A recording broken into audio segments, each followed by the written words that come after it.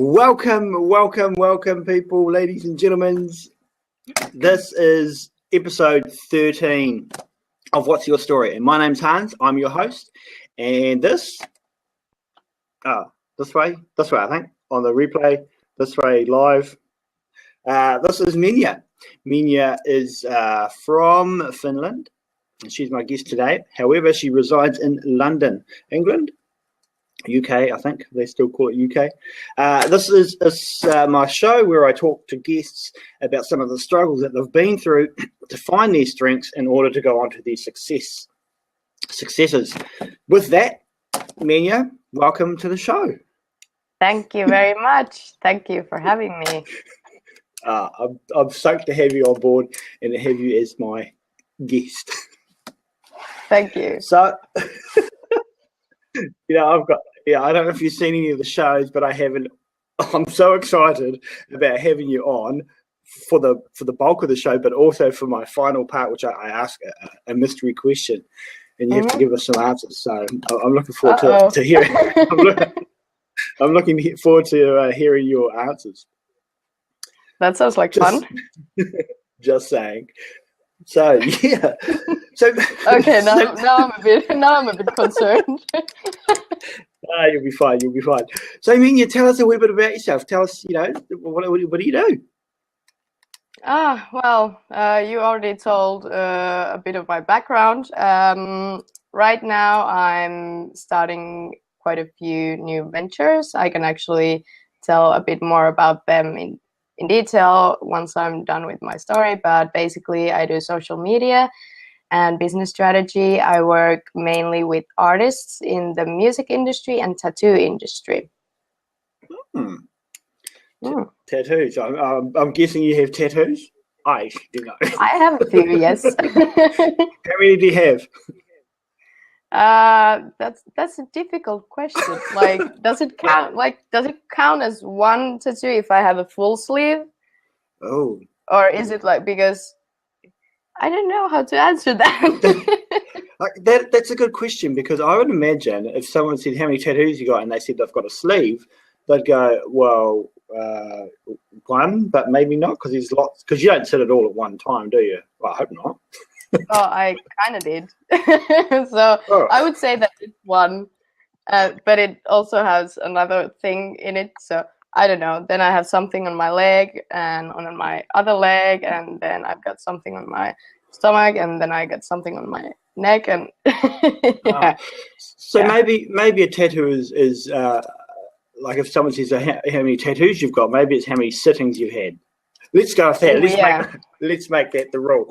Yeah, that should be a thing, actually. Yeah, I don't even know. Hashtag tattoos in a sitting. Yeah, exactly. All right.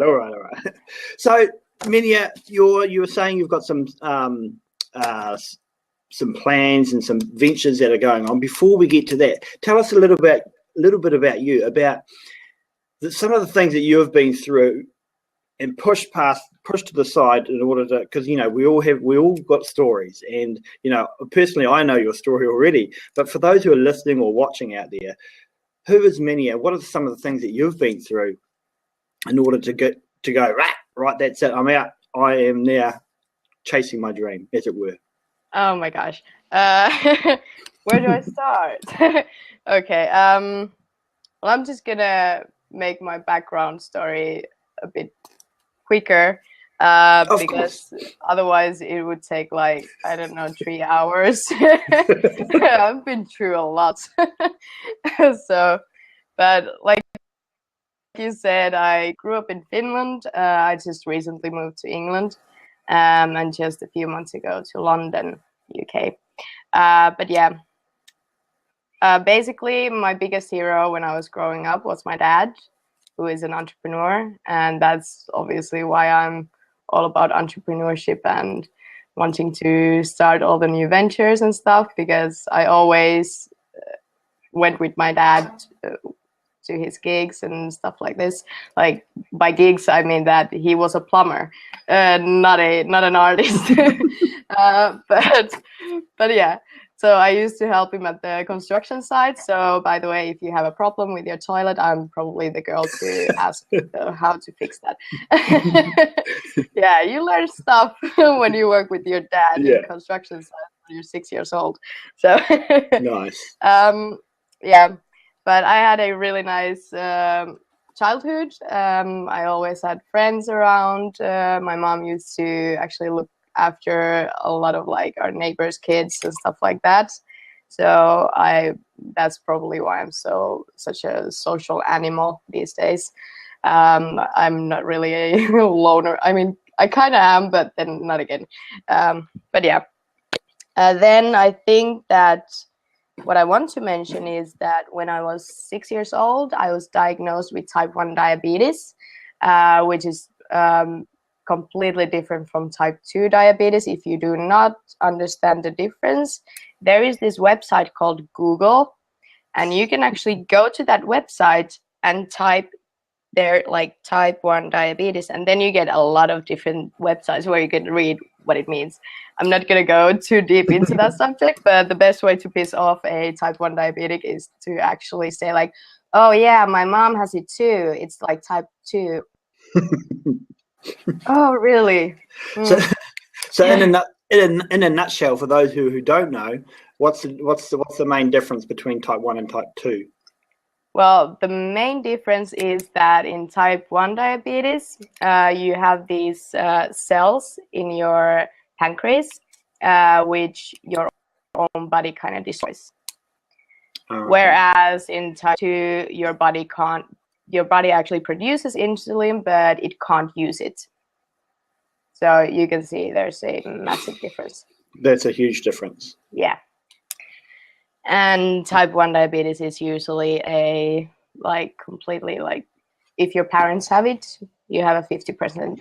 You have a 50% chance to have that. But yeah, in a nutshell, as I said, this could take like hours if I go into detail about everything. So I'm just gonna try to make this quick. For sure. Just talk about whatever you want to talk about. It's great. I am aware of your time and all that sort of carry on, but look, the stage is yours, my friend. All right. So we have all night. Ooh. Wow. Nice. Get the wine. Just kidding. All right. Yeah, so that was kind of a big deal. I kind of had to grow up quite quickly because I have to take care of myself. Like my mom would, of course, like give me all the medication and all that I need, but only to a certain extent. So I would actually have to take responsibility of like taking the medication on time and actually just taking care of stuff. So yeah. When I was at school, there I was actually quite a loner. I've never really liked school. I hate homework, and I just I was really slacking when I was at school. And thanks to my big brother, I was a punk rocker, when I was in the first grade. So I had this long hair, and I was wearing like Pantera shirts, while other girls were wearing their, I don't know, glitter shoes and makeup shit. Pardon my French. So I didn't really fit in. But yeah, I was also bullied. Not so much in the first few years. It really blew up when I went to high school, actually. And that is actually because I've suffered a really, really severe depression.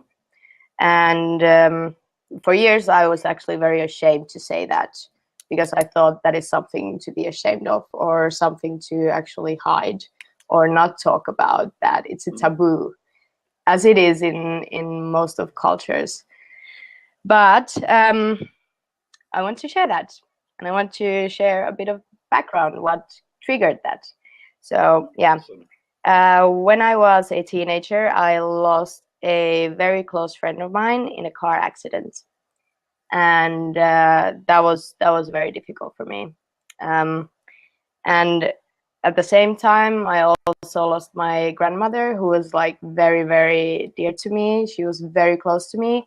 I lost her to cancer, which was again very, very difficult. So when you lose two very close people in your life, basically in the same time frame, damn, that's tough. And for a teenager who is also like, even if you're not depressed or even if you don't have any troubles, that's like a living hell. We all know that. So on top of that, I was bullied at school. So basically every day I was told that I'm completely worthless, I don't deserve anything good, I'm ugly, I'm fat, although I wasn't. I realized that now when I look at the pictures, I'm like, wow, I was really thin.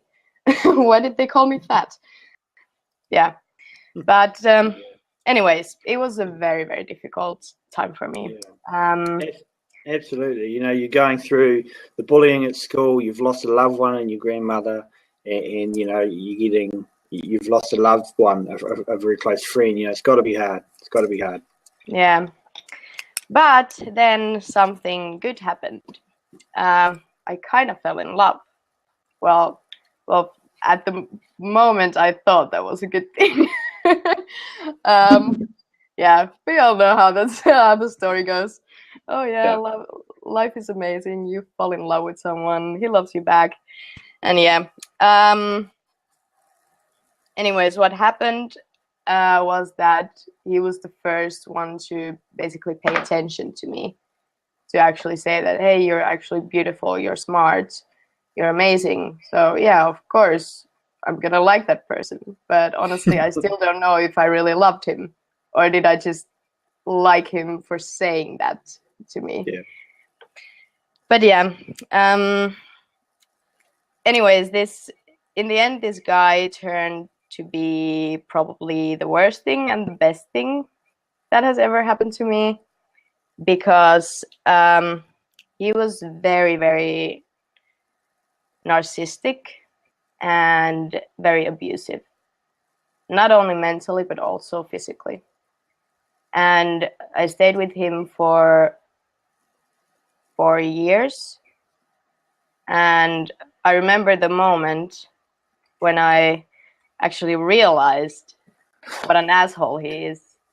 Like, you don't realize that because you're somehow blinded and you're being brainwashed with, like, if you just do some research about narcissistic personality, you understand that they're basically brainwashing you to actually do whatever they want out of you or what they want from life.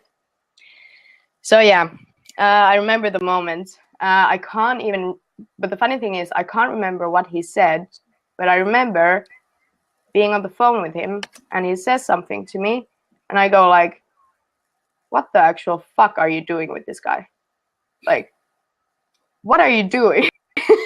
This is what? And it all, like, I just saw it all. You know, people say like you have your eyes opened. Yeah, that's exactly what happened. And I immediately told him like, you know what? This is it. Like, I'm not taking any of this shit anymore. Like, fuck off. And I don't know how I was able to do that, but I'm glad that I did. He basically alienated me from all my family and all my friends. He was the only person that I spent time with or that I talked with. Because if I tried to talk with someone, he told me not to. And he would ask like, he was such a crazy person that even if we went to a store and I went to pay what I bought, and if there was a male serving me, he was like, why did you look at him like that? Why did you smile to him? Why did you talk to him? I'm like, well, I paid for what I bought. But yeah, obviously I shouldn't have done that. Big mistake. Okay, next time I'll just steal it. Stop being nice, Minja. It's not allowed. Yeah, exactly. So it sounds crazy and I can laugh about it now, but it was really, really terrible. I did not communicate with anyone else than that person. and the people that he allowed me to communicate with. So yeah, that was pretty shit. And once I actually told him like, okay, we're done here, that led to a 3-month freaking nightmare, because he wouldn't accept that I would actually, put my foot down and say like, okay, enough. He couldn't have that. So I got honestly dozens of messages and phone calls from him every day for 3 months. And at the point when you're completely alone, because he's done that for 4 years to just make you that, lonely person that you can't even contact your family or your friends, that is really, really tough.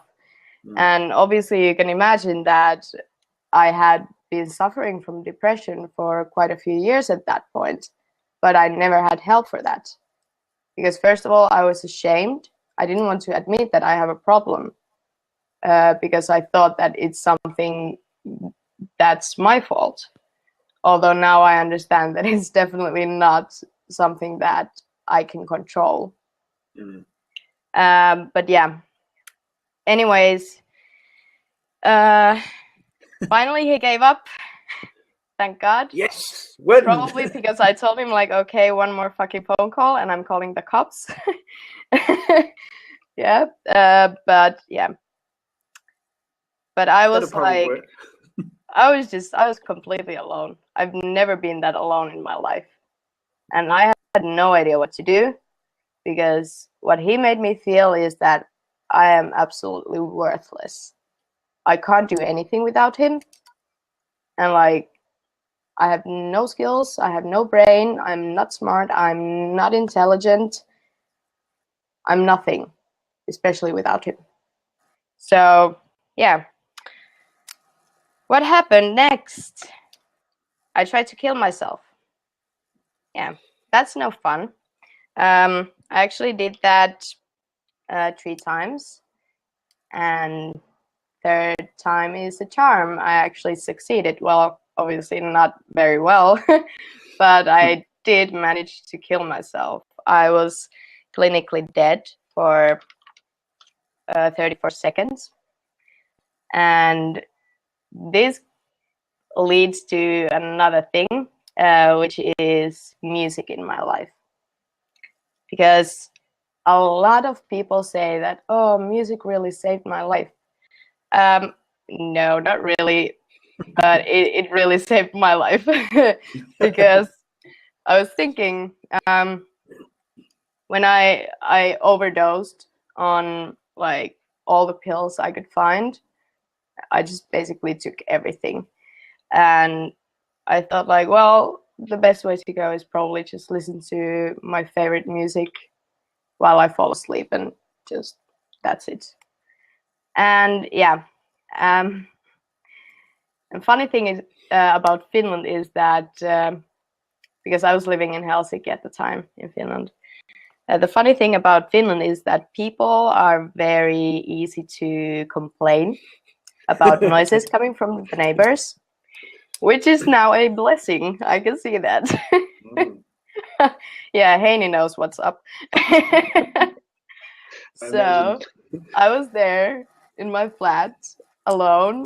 I was listening to my tunes pretty loud, I guess. And my neighbors tried to knock on my door and say like, can you please put that down? Like, it's too loud. But obviously I did not open the door because I was already like probably unconscious or very well on the way of being unconscious. So obviously the next logical thing that a Finn would do is I'm gonna call a cop because she's not opening her door. And we need some silence. We need our quiet little neighborhood here. We can't tolerate this noise, so, which is amazing. I'm really grateful for my neighbors for complaining.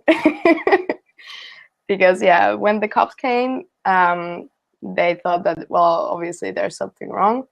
and they got the door opened by probably a janitor, or I don't even know. I can't remember the details. And they find me and call an ambulance. And once the ambulance arrives, my heart actually stopped. And yeah, I was dead for 34 seconds. Mm. And I'm like super, super grateful. And I'm like the luckiest motherfucker on the planet, because I didn't have any problems like because of that. Because 34 seconds is a long time. I didn't have any like brain damage. I didn't have any liver or kidney damage because of the drugs I took. Nothing. Mm. And I'm like, what? How did that happen? Counting those lucky stars, you know. It's Yeah. you hear of people who are dead, you know, longer, even less than 30 odd seconds, and you know there is some damage. So yes, I know what you're saying. I'm like, I don't know how that happened, but yeah. But I'm just very grateful to be here today. And Yeah. that's probably one of the like, that is the biggest like bad stuff that has happened to me. But then again, it's also one of the best things that have happened to me. Well, Because, you know, when you die once, it kind of changes your perspective on life. that's true. Kind of. No, that's true, and you know, and it is from you know the biggest part about that portion of what you went through with the suicide and stuff. The biggest portion of it is, you know, the largest impact out of everything apart from the breakup and apart from this is the loneliness, you know. And loneliness is, you know, people say being alone is okay. You know, for certain aspects, it's fine. No, it's Being not. by yourself might be okay. But when you are in a state of depression and, you know, you're unsure of where you're going and all of those things, you know, being alone is the worst thing for you, you know. And it's yeah, it is a killer, and you know, it leads to a deep depression, and you know, ultimately some people lose their lives over the decisions that they make. But I'm glad, my friend, that you are here. Otherwise, I'd have nobody to talk to right now. I know, right? You'd be all lonely here. I'd be like, who am I supposed to be talking to? Oh no. So, my friend, look, you know, thank you for sharing that portion of your life. You know, the struggles that you've been through, the relationship, the emotional trauma that you went through with the relationship that you were in at the time, and then on to, you know, like basically a hole or an abyss that you sort of fell into with being alone, and then, you know, trying to take your life 3 times and succeeding. But now that you're back, you know, you've come back with a new, you know, obviously there was stages or portions of your life where you sort of, right, I need to sort of break free from that state of mind that you're in. How did you go about mending yourself, for lack of a better term, and steering in a direction that you wanted to go, right, I want to make something of myself. I'm not going to listen to all the rubbish that have been told over the previous years, and I'm going to stand up and move forward. Well, first of all, because depression is not just a state of mind, I got medication and I went to psychotherapy, and that is definitely, those were the things that really helped me, because when I was in such a deep waters, it's not just the mindset. Like, it doesn't help if you get yourself a book and read it like 5 times, like about mindset. That doesn't help you at that point. You need right medication and right kind of help, right kind of therapy. And it's so important that this is like, you have to get help, and you should never be shy or afraid or ashamed to get that help, because it is not your fault. You know, I thought for a long time that all of this that happened and all the things that I felt was my fault. But depression is an illness, and it is triggered by a lot of tragedy, or it can just happen without the tragedy. But yeah, that is my first point about this. I want to make it very clear because a lot of people do not understand that. But I think that because I'm so grateful for my dad because he's always been such a positive impact in my life, and he's just always been this like superhero in my eyes, and just working for himself, being an entrepreneur and having that kind of mindset. Although like I'm not telling that he's like wealthy. He gets by, and he's always offered for our family whatever we need. But he's not like a freaking billionaire, no. But he's always had the right kind of mindset, like let's do this, and this like positive outlook on life. So I think that it's important that I had him in my life. And although I was kind of alienated from my family by my ex-boyfriend, but it was very easy for me to get them back in my life. Nice. And also, I've always been interested in all this like self-development and everything like this, especially when I started my first kind of entrepreneurial venture when I was 17. So I obviously found out about like all these different self-development books and stuff like that. So I always had those in my life, and they played a very, very big role in actually recovering from all that I went through, because it does come down to the mindset that you have, but not just that. If you were talking about an illness. That's true. That's true. You know, and going through such trauma in your life, you can't just do it on your own strength. You know, therapy, medication is the best. You know, you hear about people trying to do it on themselves, and you know, I can only speak from my own personal experiences.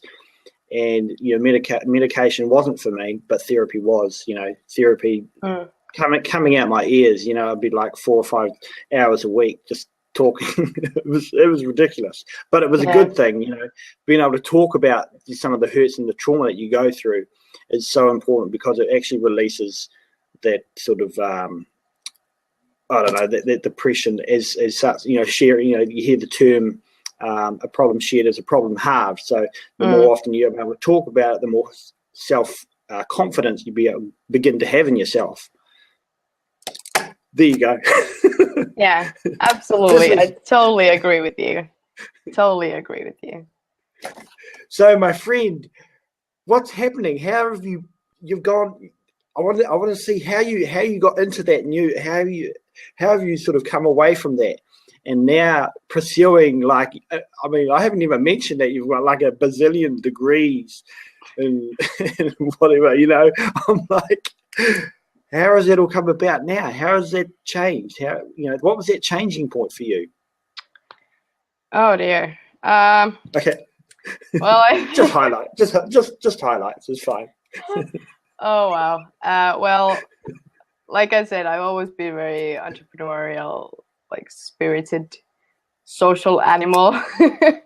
And yeah, I was doing a lot of freelance jobs at first. Then I started one business. Then I did some freelance on the side. Then I started another business. This all happened in Finland. And I'm the type of person that if I have a good idea, or if I hear a good idea, I'm like, okay, let's do it. And then I want to do it right away. I'm like, no, not next week. Let's do it right now. Let's start a business right now. It's only going to take like 30 minutes, you know? And yeah, but once I started studying at the university 2 years ago. not very traditional age to start studying at the university, I know. But I decided that I want to have more basic knowledge about business. So I went to study international business management in Finland. And it was actually a double degree. So that required me to study 1 year abroad. So I could actually graduate from 2 universities at once. And that is why I'm in England. I moved here last September, like a year ago, to finish my degree. And I did, actually. Yes, I'm going to have my graduation party like next month. I would just like to know the date because they haven't told me. And I'm like, I don't have time to actually figure it out. Like, please, someone send me an email. I don't want to miss my graduation party. But yeah. Anyways, and then I met some pretty awesome people. And now I'm working with actually Jason Grant. If you guys know him, he's absolutely amazing. I'm doing some social media magic with him. And although I said in the beginning that I work mostly with artists, but he's an exception. he has an art to being able to explain the unexplainable. Like, I've listened to some of his talks on Blabs and bits and pieces, and I'm like, he talks about stuff that I would have no clue or understand, but he talks it in such a way where it's actually simple to understand. It makes sense. Yeah, exactly. Yeah, it's an absolute pleasure to be working with him. We have this project called UX Coach, and we have a goal of coaching 1 billion people design thinking. Pretty humble, but 1 in 7 people. That's a good statistic. Yeah. It's totally doable. Yeah, of course. Yeah. Aim high, and if you miss, you might get a couple of million. Yeah, exactly. Nice. Yeah. But yeah, that's one thing that I'm doing. Then I'm also working with a couple other amazing people on another venture, which is a music industry related.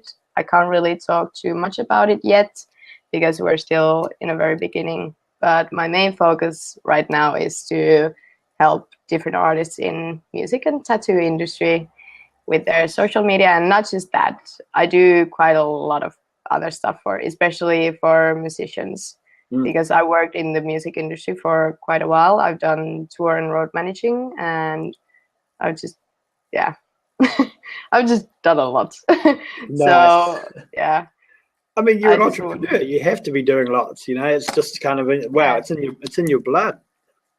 Literally. Yeah, I mean, fine. I can arrange a tour for you, get you a studio booked, and fix your toilets. Okay. Yes, win. Yeah. Thumbs up for the we're making sure that the bathroom or the toilet is in working order. It is very important at the show, especially on tour. That's true, my friend. Look, I in the email that I sent out to you, there was a few things in there that I said, hey, look, let's, if you have something that you want to bring along to the show, I will, throw it out there and ask you. So I'm actually curious. We don't really need to, but I'm actually curious. Did you have anything prepared? And yes, of course. I'm a Finn. I'm always prepared for stuff. That is true. I have learned that about the Finnish. Just saying. Okay, well, Heini got it right. The first item is a mug. This is a Darth Vader mug that I got from my friend. Cool mug. This is where I sip my coffee every morning because coffee is life. Nice. Yeah.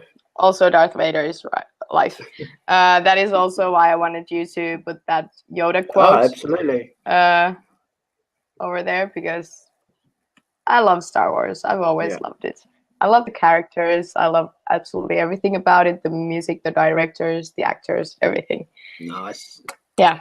Well, Long story long short. story. I just have to show you something because I wore it was a bit cold this morning, but I was going to wear my t-shirt, but I've got just for you, my original. Oh, nice. Yes, there you go. Nice. It is. So I just thought I'd wear that one.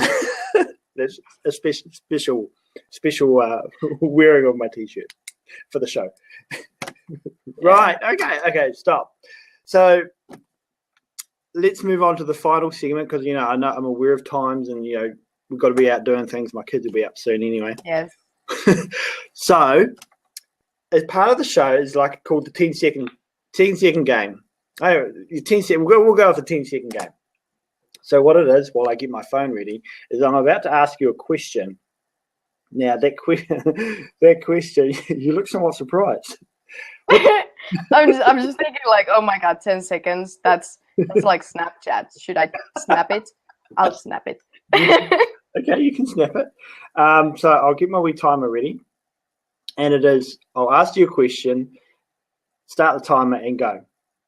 All right? So you've got 10 seconds to give me 9 answers. All right? To this one question. Let's see how good you are. Are you ready? Yeah, I'm going to turn my volume up just in case. The volume is up. And I'll push the same. Right. I have even written it down, the question. The question is, name 9 Star Wars characters. Go. Oh my god. Okay, Luke Skywalker, Leia, Han Solo, Jabba the Hutt, Chewie, R2-D2, 3CPO. Fuck. Lando Calrissian. Fuck. This is 10 seconds. Yep. Oh my. Nice. Awesome. Stop. Help me. Right. Yeah. Done. That was so. I know. Like, why the fuck for didn't I say Darth Vader? Jesus. I only knew that I would ask this question. How did you know that? Oh my god. But that always happens. Like, okay, tell me your name. You go like, oh my god, what's my name? That is true. I actually, or how do you spell your name? And then you're like, I don't know. I remember, I remember being pulled over by the police officers one time when I was riding my bike with no lights in the dark, which is illegal over here in New Zealand. And I got pulled over, and they said they asked me all the generic questions, and then they asked me how to spell my name, and I'm like Hans, and then they said, and your middle name and surname, and my middle name I've never used, and I'm like, I don't know. You don't know how to spell your middle name? I'm like, I don't use it. There's quite a story behind that, but anyway, right. Thank you, my friend. Thanks, Minja, for coming onto the show. Hey, look, if people want to get Thank you for having me. It's been awesome. It's been really good, and your story will be able to go out there and into the ether, and someone will learn something about themselves. I guarantee it. So, how do we get a hold of you? Not me personally. I mean, but anyone who's listening to the show, watching the show, if they want a concert set up to bring Guns N' Roses or Pantera into a hall or a studio, and they need to get a hold of Minja, how do they do it? Cam, by the way, I already said Lando.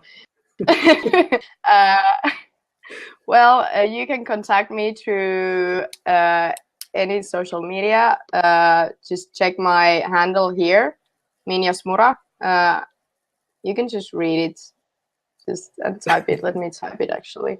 Minja Smura. You can find me with that from Twitter, from Instagram. Snapchat. My Snapchats are awesome. That is my Snapchat. Minjuska. Nice. Yeah. And Facebook and LinkedIn. You're all there. Pretty much everywhere. Well, I mean, that is part of your profession, isn't it? To do social media. Yeah, that's kind of like my job. So, there you go. Yeah, you can find me anywhere. Just choose your channel, but I would prefer Twitter, Instagram, Snapchat. Perfect.